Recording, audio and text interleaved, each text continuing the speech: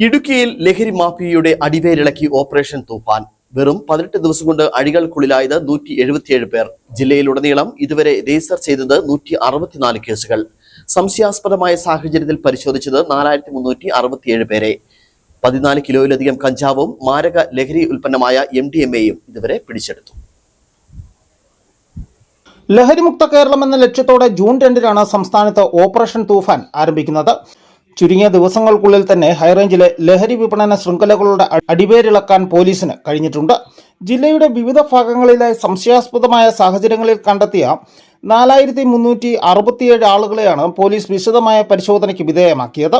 ലഹരി മരുന്നുകളുടെ കടത്തും വിൽപ്പനയുമായി ബന്ധപ്പെട്ട് ആകെ 164 കേസുകൾ ജില്ലയിൽ രജിസ്റ്റർ ചെയ്യുകയും ലഹരി മാഫിയയിലെ കണ്ണികളായ 177 പേരെ പോലീസ് ഇതിനകം അറസ്റ്റ് ചെയ്യുകയും ചെയ്തു.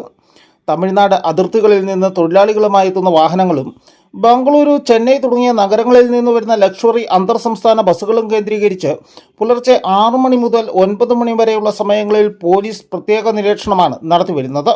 വരും ദിവസങ്ങളിൽ എക്സൈസ് വകുപ്പുമായി ചേർന്ന് ഇതര സംസ്ഥാന തൊഴിലാളികളുടെ ക്യാമ്പുകളിൽ കമ്പൈൻഡ് റെയ്ഡുകൾ നടത്തുവാനും പോലീസിന് കർശന നിർദ്ദേശം നൽകിയിട്ടുണ്ട്. ഓപ്പറേഷൻ തൂഫാൻ വളരെ വിജയകരമായിട്ടാണ് ഇടുക്കി ജില്ലയിൽ പുരോഗമിച്ചുകൊണ്ടിരിക്കുന്നത്. അതിൻ്റെ ഭാഗമായിട്ടാണ് ഇന്ന് രാവിലെ 6 മണി മുതൽ 7:30 മണി വരെ, അതായത് അന്യ സംസ്ഥാനത്ത് നമ്മുടെ തമിഴ്നാട് സംസ്ഥാനത്ത് നിന്ന് വരുന്ന തോട്ടത്തൊഴിലാളികളുടെ വാഹനങ്ങളിലൊക്കെ ചെറിയ രീതിയിൽ കഞ്ചാവും അതുപോലെ തന്നെ ചൈനി, ഗുഡ്ക, പാൻപരാഗ്, ശംഭു ഇങ്ങനെയുള്ള നിരോധിത പുകയില ഉൽപ്പന്നങ്ങളൊക്കെ കൊണ്ടുവരുന്നതായിട്ടുള്ള വിവരം ലഭിച്ചിട്ടുണ്ട്. അതിൻ്റെ അടിസ്ഥാനത്തിൽ ഇന്ന് മൂന്നാർ സബ് ഡിവിഷനിലെ മുഴുവൻ സബ് ഇൻസ്പെക്ടർമാരും സർക്കിൾ ഇൻസ്പെക്ടർമാരും പോലീസ് ഉദ്യോഗസ്ഥരെയും ഉൾപ്പെടുത്തി വനിതാ പോലീസിൻ്റെ സാന്നിധ്യത്തിൽ വനിതാ പോലീസിനെ ഉൾപ്പെടുത്തിയുള്ള ഒരു പരിശോധനയാണ് നടക്കുന്നത്. ഇവിടെ ഏകദേശം 300-ലേറെ വാഹനങ്ങളെ ഇപ്പോൾ തന്നെ പരിശോധിച്ച് കഴിഞ്ഞു.